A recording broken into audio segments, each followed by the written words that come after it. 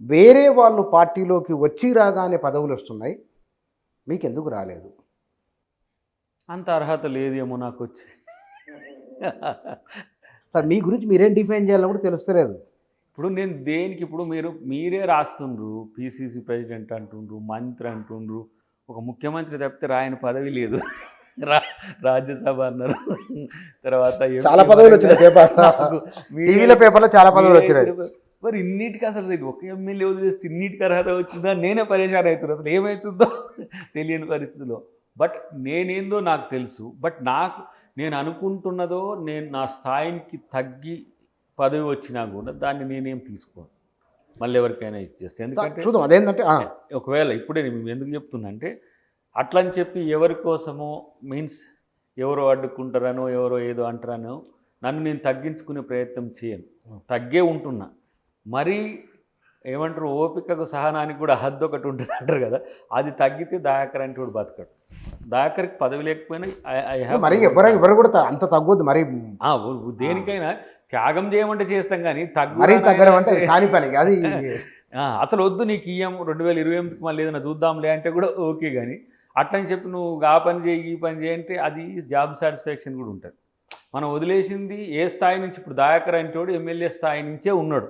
ఓడిపోయింది ఎమ్మెల్యేగానే, కంటెస్ట్ చేసింది ఎమ్మెల్యేగానే. సో అక్కడికంటే తగ్గినాం అనుకో ఇక నన్ను కానీ తెలంగాణ వచ్చిన తర్వాత పదవి రాకుండా పలానా పదవి వెనక్కి వస్తుంది, పలానా పదవులు అని చెప్పి ఒక డజన్ దాకా పదవులు వచ్చిన ఏకైక నాయకుడు మీరే అంటారు. అవును. అప్పుడు కూడా నీకు తెలుసు కదా బాగా. అవును. టీఆర్ఎస్లో కూడా ఎమ్మెల్యే టికెట్ వస్తుంది, మంత్రి అవుతాడు అని చెప్పేసి 2014లో ఈ చర్చ జరిగింది. ఈ మంత్రి అనేది ఏదైతే ఉందో అది కంత్రిది అయింది. టికెట్లు ఎగిరిపోతున్నాయి. టికెట్లు పోటీ చేస్తే ఓడే ప్రయత్నం జరిగింది, మొత్తం జరిగింది అది. కానీ ఇక్కడ సరే మీ విషయం అట్లా ఉండని, కాంగ్రెస్ పార్టీ గతంలో బీఆర్ఎస్ ఎట్లయితే కాంగ్రెస్ వాళ్ళని జాయిన్ చేసుకున్నదో ఫిరాయింపులను ప్రోత్సహించము అని చెప్పి మీరు ఎన్నికల ప్రచారంలో చెప్పి ఇవాళ ఫిరాయింపులను ప్రోత్సహించడం ఏమిటి? ఇప్పుడు నువ్వు మంచిగా నేను మంచిగా ఉంటే అంతా మంచిగా జరుగుతుంది. నేను కంత్రివని అనుకో నీకు చిప్పరు తప్పించుకోనన్నా పోవాలి, లేకపోతే నువ్వు కంత్రివనివైనా కావాలి. ఇప్పుడు కేసీఆర్ ఆ కంత్రి మాటలు మాట్లాడుతుంది కాబట్టి ఇంకా వాళ్ళకు ఓడిపోయినా కూడా దాని తాలూకు ఏమంటారు అంశాల్లో స్పష్టత రావట్లే. మాకు ఇంకా 10 మంది ఎమ్మెల్యే ఇప్పుడు 10 మంది ఎమ్మెల్యేలు తెచ్చిరు. ఇప్పుడు నాకు ఒక జోక్ ఏం గుర్తొస్తుంది అంటే బాగా ఊరవలసిన కోడి వచ్చి చికెన్ షాప్ ముందు తొడగొట్టినట్టు ఉంటుంది. నన్ను కొట్టమంటే కొట్టనా, మరి నువ్వు కొడతా అంటే నేను కూడా కొడతా. మరి లేదు ఇప్పుడు ఇద్దరు బీజేపీ వాళ్ళు అట్నే అండి, బీఆర్ఎస్ వాళ్ళు అట్నే అండి. ఇప్పుడు మాకు 64 కంటే ఎక్కువ సీట్లు ఎందుకు మీరేం డిస్టర్బ్ చేయకపోతే? కాబట్టి నువ్వు డిస్టర్బ్ చేసేదానికి నేను ఎందుకు ఊరుకోవాలి?